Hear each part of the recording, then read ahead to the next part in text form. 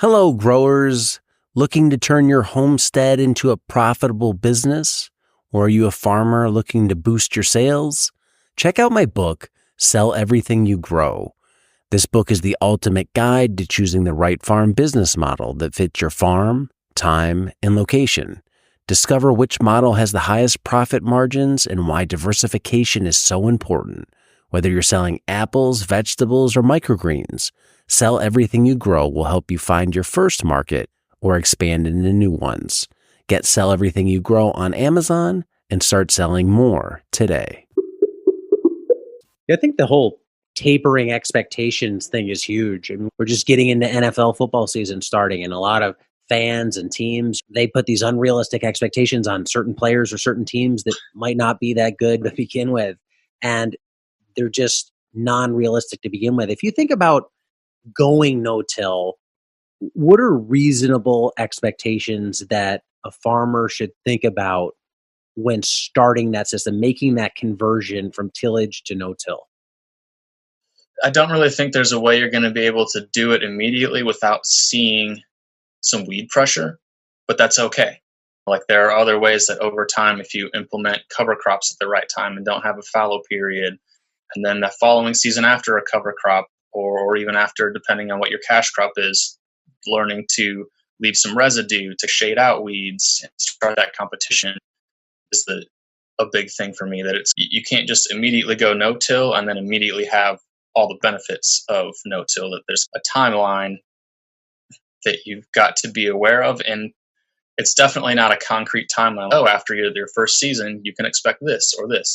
It's totally variable depending on people's operations, but you really have to go in with a kind of a flexible mindset, knowing that you're going to make a change, and that's not the only change you're going to have to make. Like when you make that change, that other obstacles are going to come up, and they're all solvable, but you just may have to continue to think differently. Okay, this is a problem now. What is a way that I can solve weeds or whatever the other problem may be without disking everything up again? There are plenty of other people now, and in the days of podcasts and social media, there are plenty of ways for people to get on and see what other folks have done that have been successful and what hasn't been successful. And you have to be, I don't know, a little experimental on your own, right, when you're doing it. From where you sit, what's your view in terms of academia and science when it comes to no-till?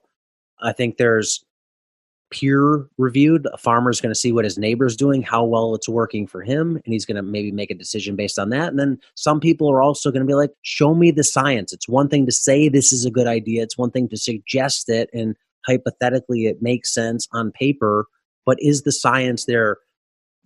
From your vantage point, when you think about no-till, where do you think the science is right now in terms of substantiating or failing to substantiate its benefits? I guess there's kind of two sides to that. In reading, in my experience with the science, there's plenty of experiments in science that's been done in the short term that may not show the greatest benefits of it. But when you start to look at studies that are longer term and involve not just till and no till, but coupling that with other more holistic or regenerative management practices, that's when you begin to see the real benefits from it.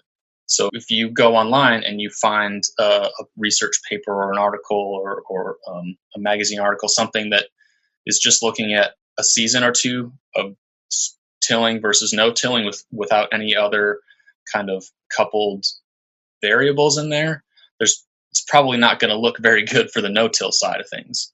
But if you start to look at the more holistic picture of, if you're starting with no-till, and the next steps of using cover crops and paying more attention to fertilizer use and things like that over multiple seasons of time, that's when you're going to start to see the results showing more benefits from not just the no-till, but the no-till and the other practices that start to come along with it once you start to get your toes wet in the regenerative practices, I think.